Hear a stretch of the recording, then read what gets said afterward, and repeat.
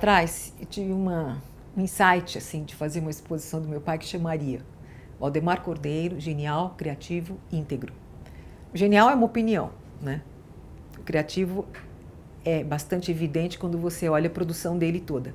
Agora, o íntegro é uma coisa que está embaixo, está sob a criação dele. São os princípios que orientaram a criação dele desde o início.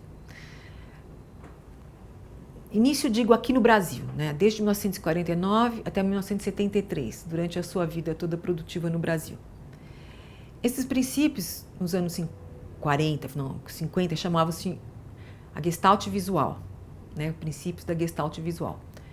Esses princípios eram os princípios científicos de como que o olho vê e como que a mente compreende o que o olho vê.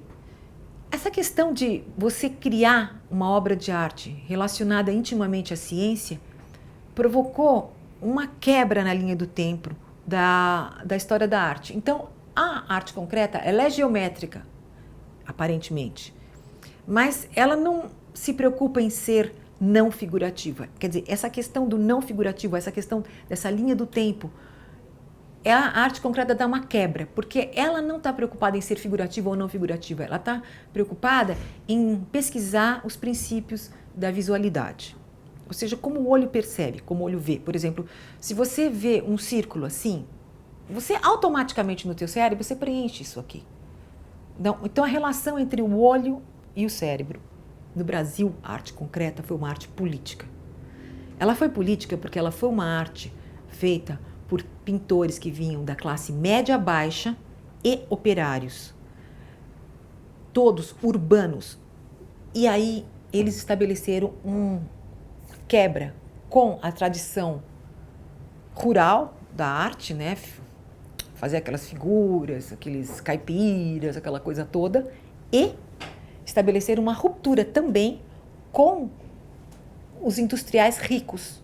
Eles eram realmente de esquerda, mas eles não faziam a arte do realismo social. Isso de jeito nenhum, não era figurativo, não era uma arte aquela tipo fácil, né?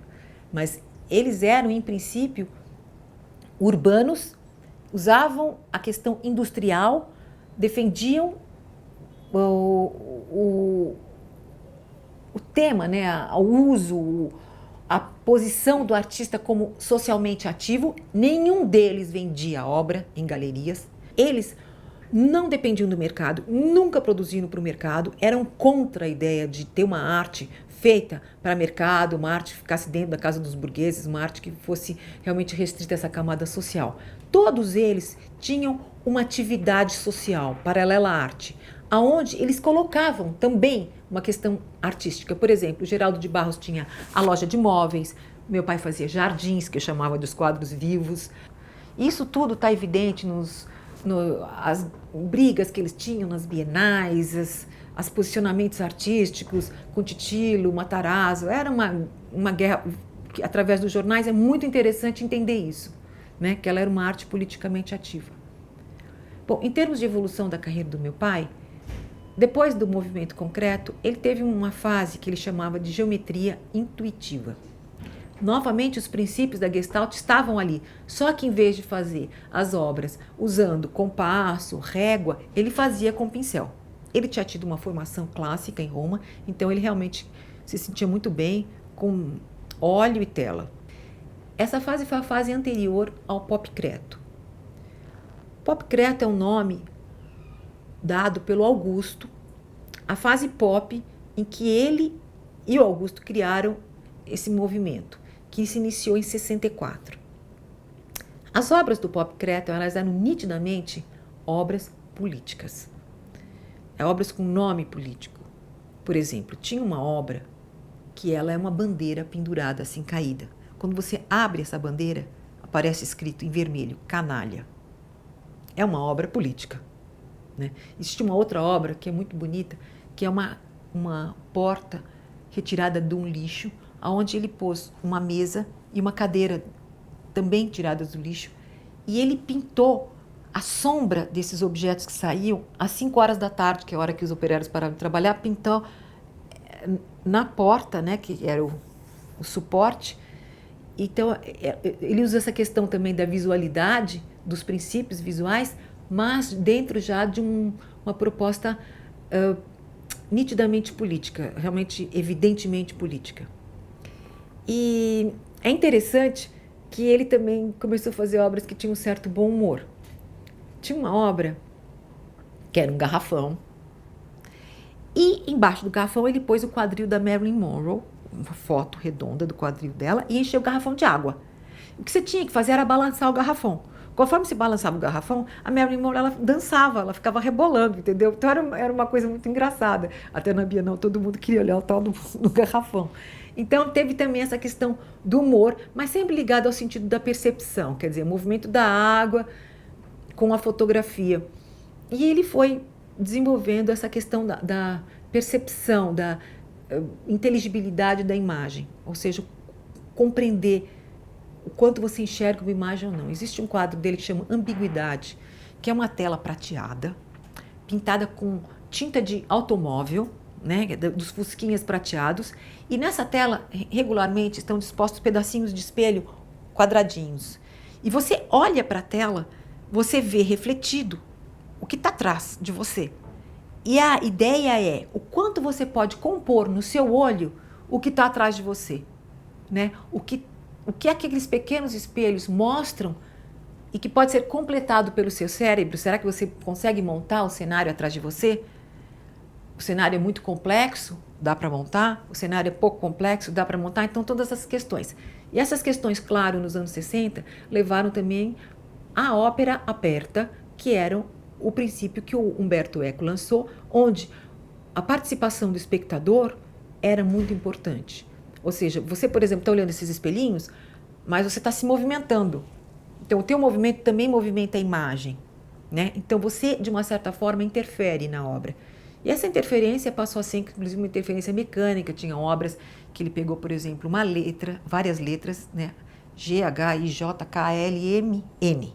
Ele fez esse pedaço do alfabeto e ele dividiu as letras em 3 linhas. E você podia, com uma régua, desfazer as letras, tornar abstrato, ou quase desfazer, tornar ainda legível, ou seja, existia uma interferência do espectador.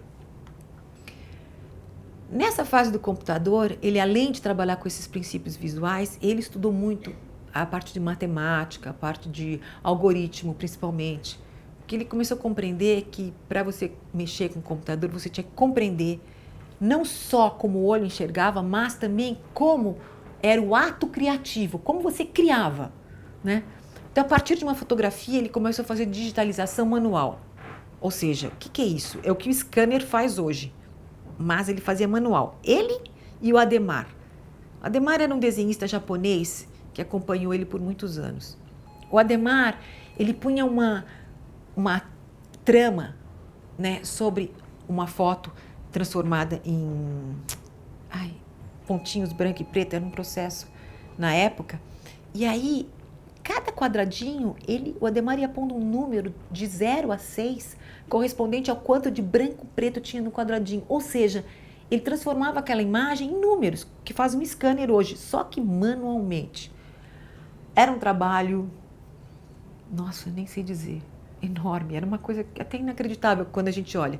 E na exposição vai ter exatamente essa explicação, né, o tipo da foto, como ele transformava em branco e preto, como aquilo se transformava em dígitos e como que os dígitos depois eram manipulados por algoritmos e esses algoritmos geravam imagens e transformações sobre imagens.